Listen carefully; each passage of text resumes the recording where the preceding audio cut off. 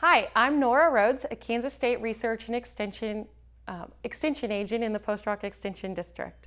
While many family-owned farm businesses have the long-term objective of transitioning their farm business into the next generation, this is no easy feat. A lot of planning, preparation, and communication is involved in order to achieve this objective. Today we're going to explore the 12 steps to successful farm transition as described by Kansas State Research and Extension. So step 1, what matters most? It's important to identify your family and your personal core values so that you can easily identify what you're willing to sacrifice and things that you're not willing to sacrifice in order to keep those things that are dear to you near to you. Step 2 is to identify wants, needs, hopes, and fears. It's important to provide each family member with the opportunity to express their concerns.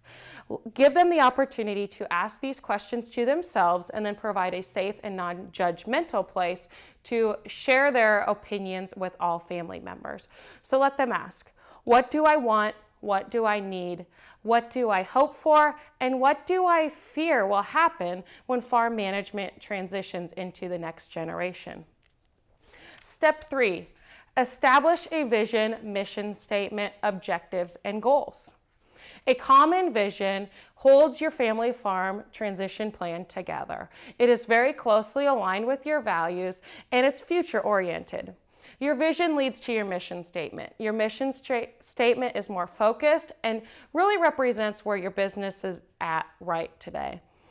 Objectives help you reach your mission and your vision. These are attainable, but they are also positive challenges. And then we have goals. Goals are very specific steps and strategies to reach your objectives. It's important that these are specific, measurable, attainable, rewarding, and that we set a deadline to accomplish them. Step number 4 in this process is to do a human resource evaluation. This means to evaluate the family members and employees and other stakeholders involved in your farm and to see what their strengths and their weaknesses are. It's also important to evaluate what roles and responsibilities are necessary in order to accomplish your business's daily tasks. Then what you want to do is see how can we take the strengths and skill sets of our people and align them with tasks that they would thrive in.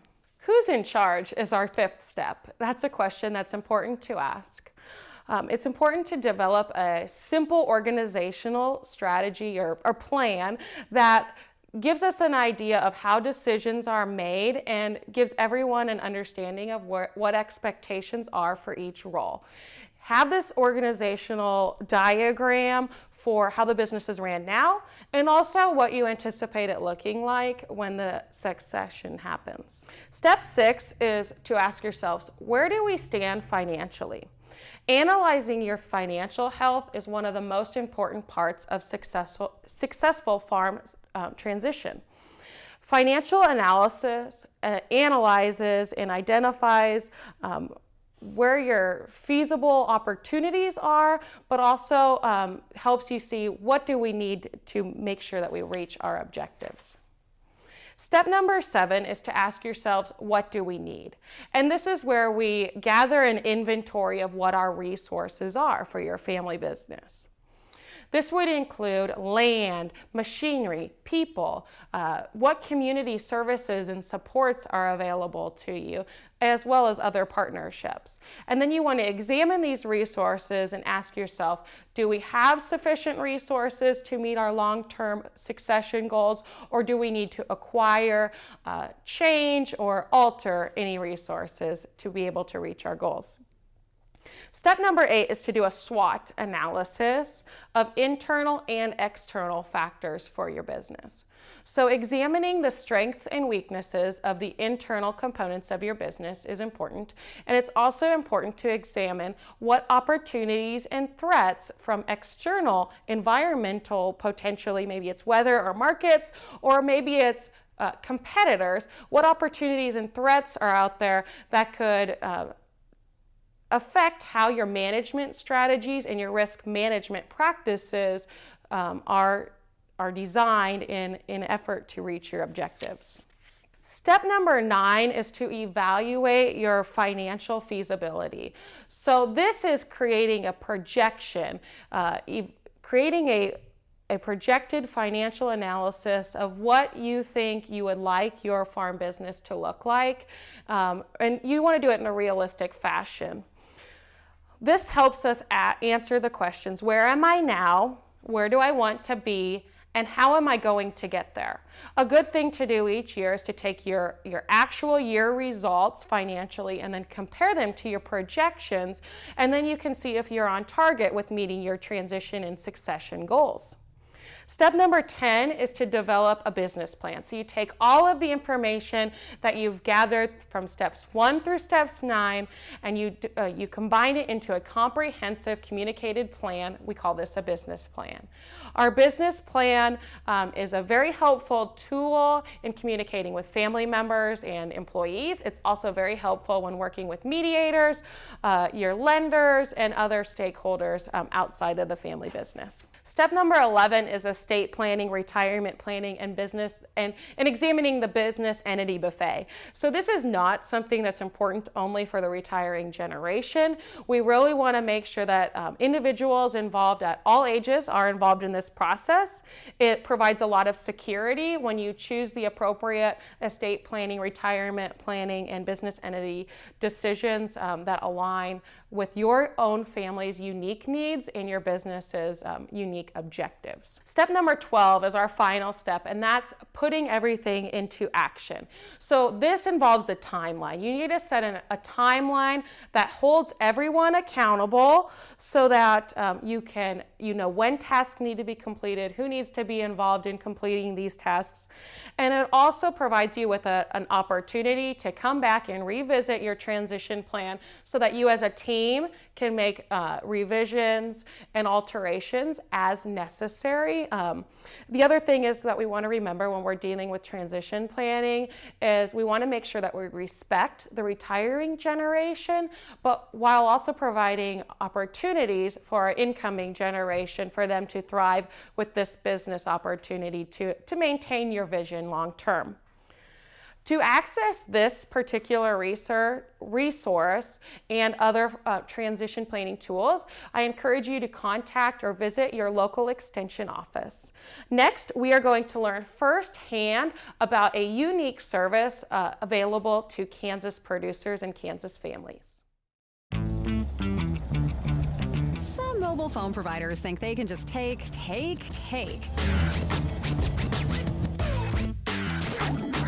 They'll all take an arm and a leg for a new phone.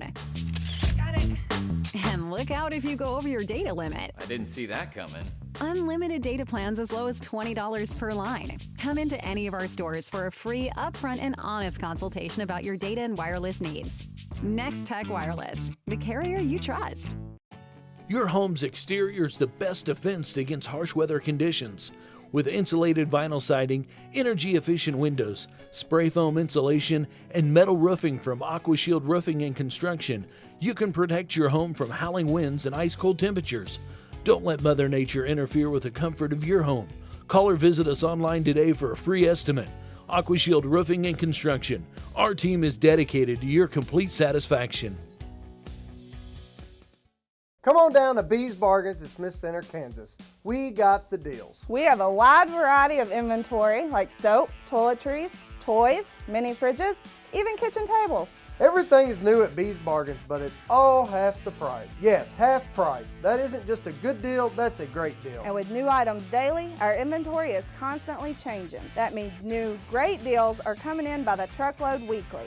Bees Bargains at Smith Center. If you can't find a deal here, you can't find one anywhere. Make a difficult choice an easy one with Cedar View Assisted Living's knowledgeable and caring staff.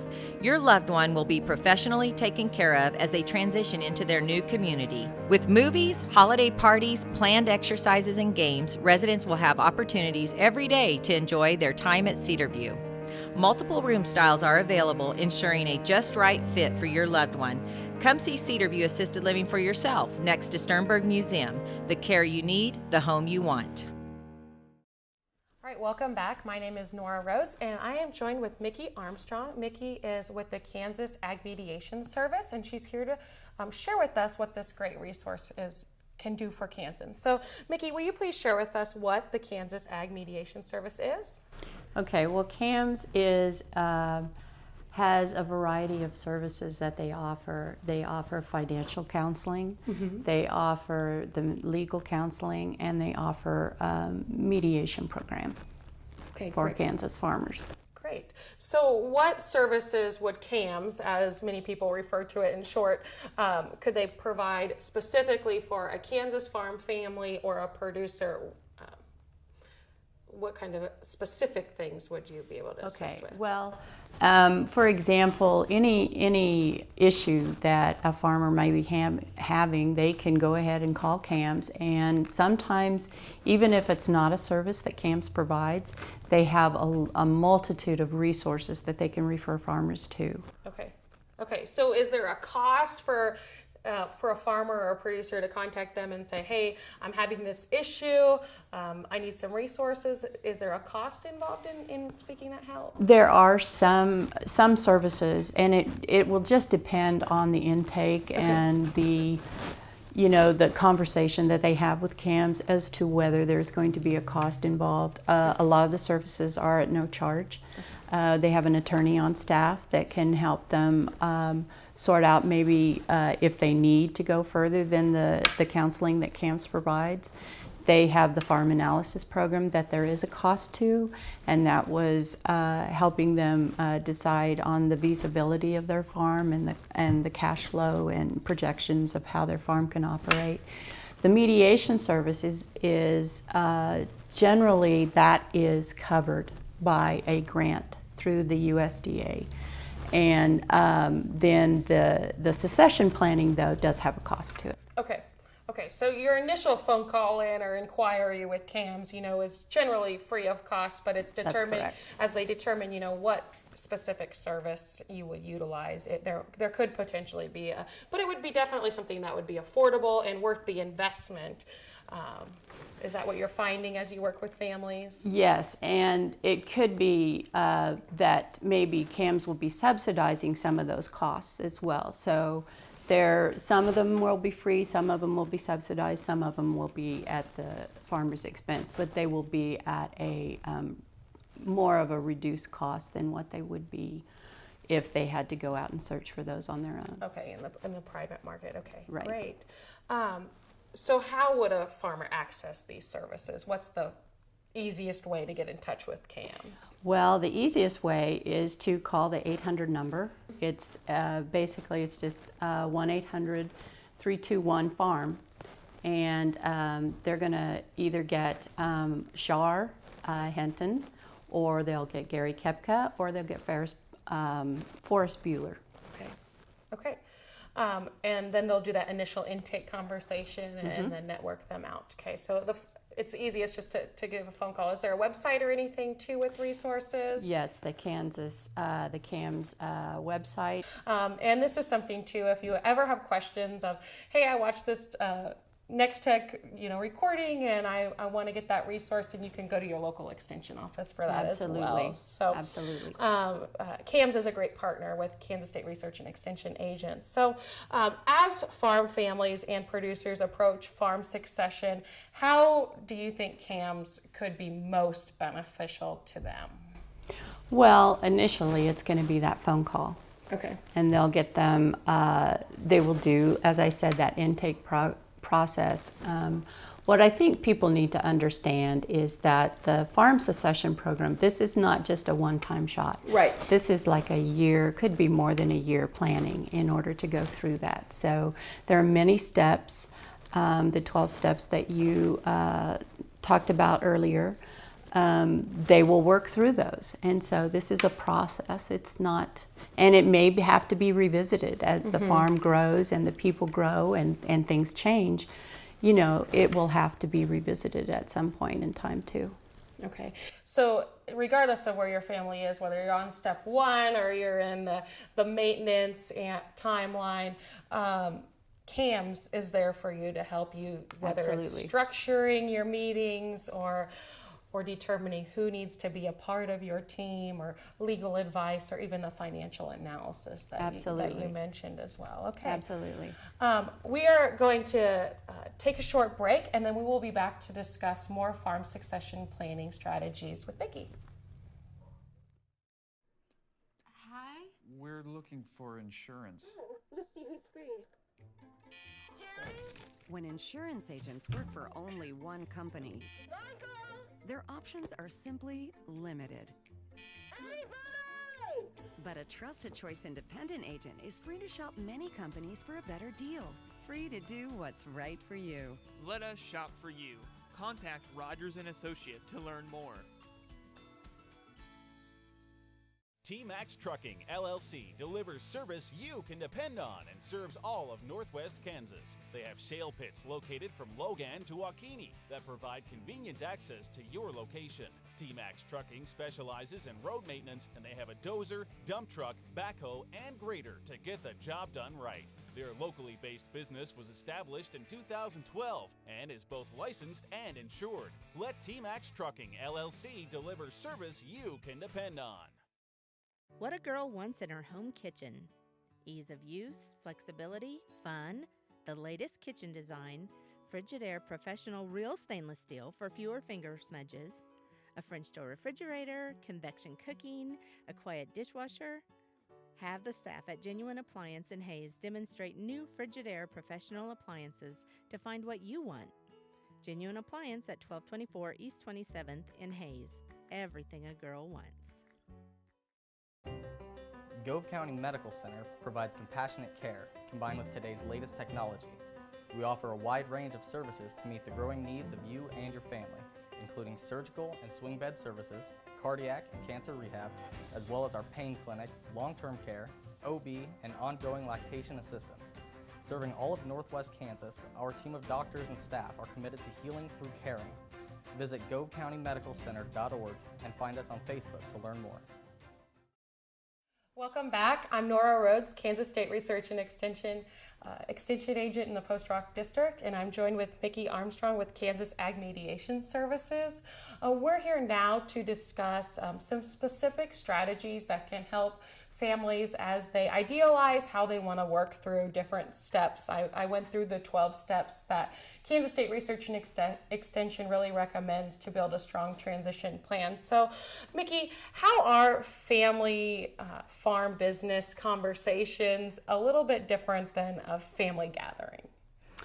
Well, I think the main thing is one's a social event, and the other one is really more about business. And so there are two different approaches. You have to put on two different hats when you're at those types of, the family gathering, of course, is everyone getting together, and then the business portion is we have to make sure that we have the stakeholders there at the table. And this is about dealing with the future and viability of the farm. Okay, so, and I know that's kind of a silly question to ask, but as you're approaching the intimidating task of reaching your ultimate vision of having a farm legacy that continues to multiple generations, I think it's important to distinguish that. So as we talk about, going through a family business meeting, who do you think should be in attendance? Well, it definitely needs to be those are the stakeholders. And nowadays, we have multiple generations that are involved in the families. And some of those may be, quote, silent partners, where you may have kids who live far away, but they still have an interest in the farm. They may be receiving income from the farm. You have the kids and the parents who may be actually doing the work.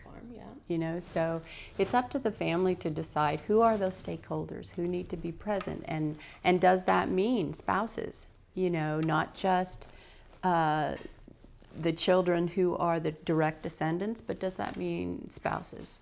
Okay, and sometimes would that mean someone outside of the business would be appropriate at the table? Or?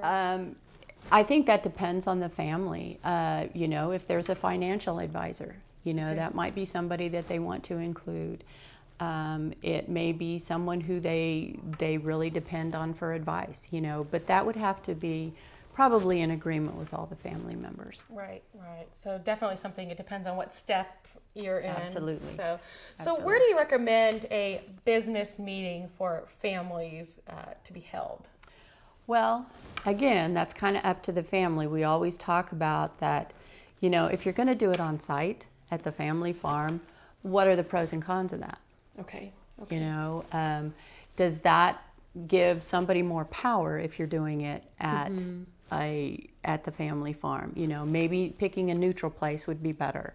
So everybody, it has to be a safe place that everybody feels that nobody is holding some inexplicit power, you know, because of where the location is. And so, you know, communities have places available, whether it's a library, whether it's the extension office. Right.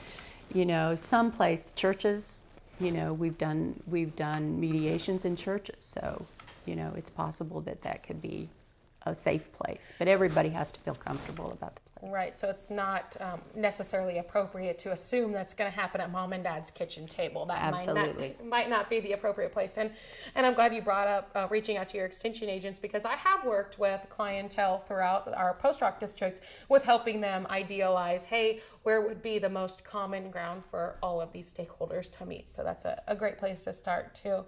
Do you have any recommendations for how to inform family members that we need to have this meeting? You know, I know a lot of people, they know they need to do it, but it's, well, how do I get the people to the table?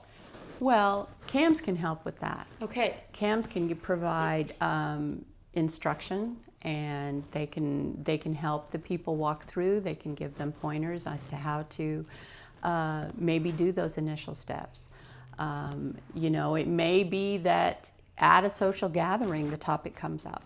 Right. You know, and then what's the plan of action to make that go forward? So probably the main thing is going to have to be who is there somebody in the family who is kind of the organizer, who can maybe take on that role and sees the need to have this done. Okay, great.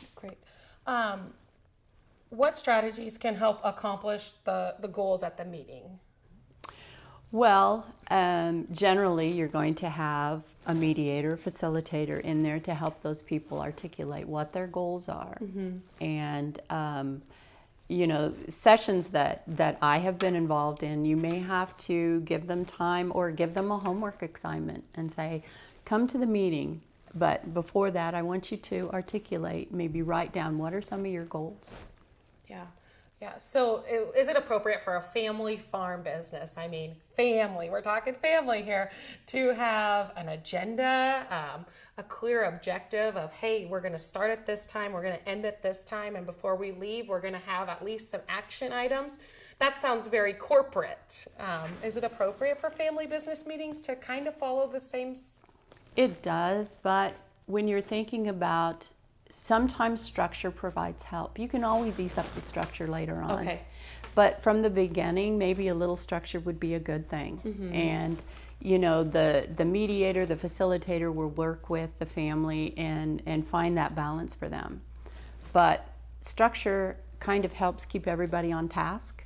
Right. And it gives them, you know, so it doesn't go way off base. You know, somebody starts talking about something else, and so structure of an agenda is a good thing. Right. Okay. Well, that's great. I want to thank you for coming and sharing about the wonderful CAMS program, and we do encourage all Kansas families and producers to reach out to CAMS if you have any questions about any, whether it's farm succession or any agricultural based questions. And you can also reach out to your Kansas State Research and an extension office. There is an extension office in each county in the state of Kansas. So I don't know if you knew this, but in the state of Kansas, the average age of our producers and main business owners is reaching the age of 60 when it comes to agriculture.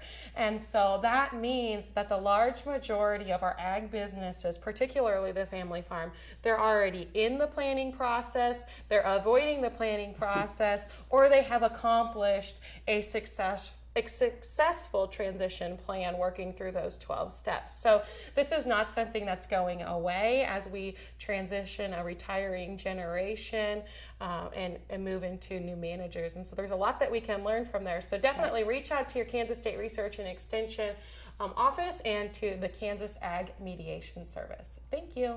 Thank you.